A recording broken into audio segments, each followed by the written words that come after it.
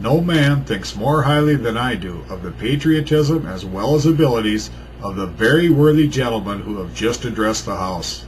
But different men often see the same subject in different lights, and therefore I hope that it will not be thought disrespectful to those gentlemen if, entertaining as I do opinions of a character very opposite to theirs, I shall speak forth my sentiments freely and without reserve. This is no time for ceremony. The question before the House is one of awful moment to this country. For my own part, I consider it as nothing less than a question of freedom or slavery, and in proportion to the magnitude of the subject ought to be the freedom of the debate.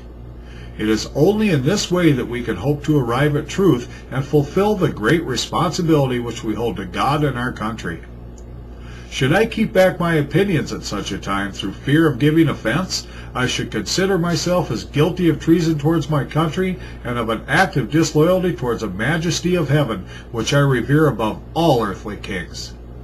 Mr. President, it is natural to man to indulge in the illusions of hope.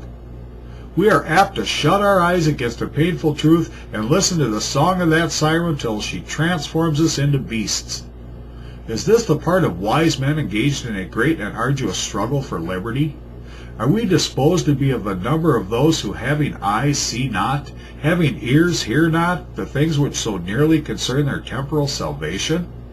For my part, whatever anguish of spirit it may cost, I am willing to know the whole truth, to know the worst, and to provide for it.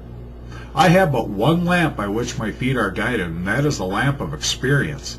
I know of no way of judging of the future but by the past. And judging by the past, I wish to know what there has been in the conduct of the British ministry for the last 10 years to justify those hopes with which gentlemen have been pleased to solace themselves in this House. Is it that insidious smile with which our petition has been lately received? Trust it not, sir. It will prove a snare to your feet. Suffer not yourselves to be betrayed with a kiss. Ask yourselves how this gracious reception of our petition comports with these warlike preparations which cover our waters and darken our land. Are fleets and armies necessary to a work of love and reconciliation? Have we shown ourselves so unwilling to be reconciled that force must be called in to win back our love? Let us not deceive ourselves, sir. These are the implements of war and subjugation, the last arguments to which kings resort. I ask, gentlemen, sir, what means this martial array, if its purpose be not to force us to submission? Can gentlemen assign any other possible motives for it? Has Great Britain any enemy in this quarter of the world to call for all this accumulation of navies and armies? No, sir, she has none. They are meant for us. They can be meant for no other. They are sent over to bind and rivet upon us those chains which the British ministry have been so long forging. And what have we to oppose to them? Shall we try argument? Sir, we have been trying that for the last 10 years. Have we anything new to offer on the subject? Nothing. We have held the subject up in every light of which it is capable, but it has been all in vain. Shall we resort to entreaty and humble supplication? What terms shall we find which have not been already exhausted? Let us not, I beseech you, sir, deceive ourselves longer. Sir, we have done everything that could be done to avert the storm which is now coming on. We have petitioned, we have remonstrated, we have supplicated, we have prostrated ourselves before the throne and have implored its interposition to arrest the tyrannical hands of the ministry and Parliament. Our petitions have been slighted, our remonstrances have produced additional violence and insult, our supplications have been disregarded, and we have been spurned with contempt from the foot of the throne. In vain, after these things, may we indulge the fond hope of peace and reconciliation. There is no longer any room for hope.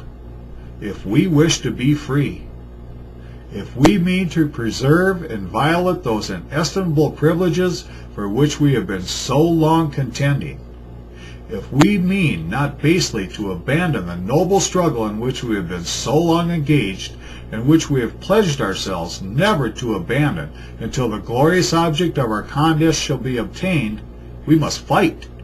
I repeat it, sir, we must fight. An appeal to arms and to the God of hosts is all that is left us. They tell us, sir, that we are weak. unable to cope with so formidable an adversary.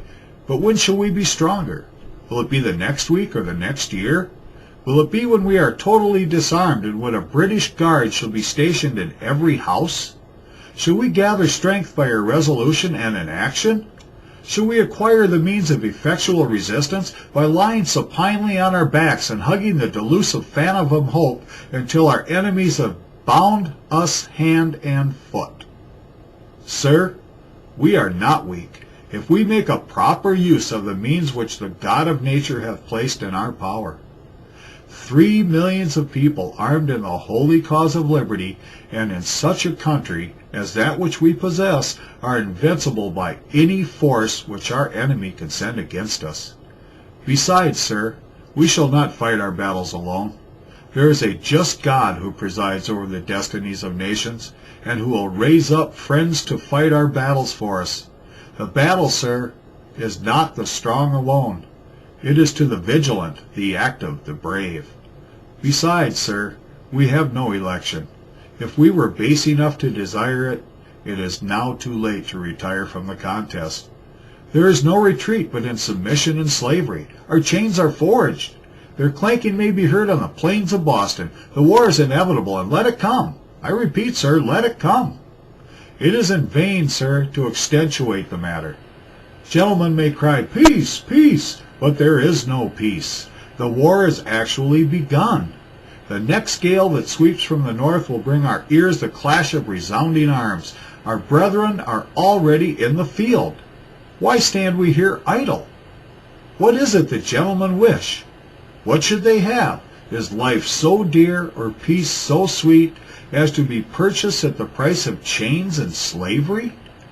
Forbid it, Almighty God! I know not what course others may take, but as for me, give me liberty, or give me death. Patrick Henry, March 23rd, 1775.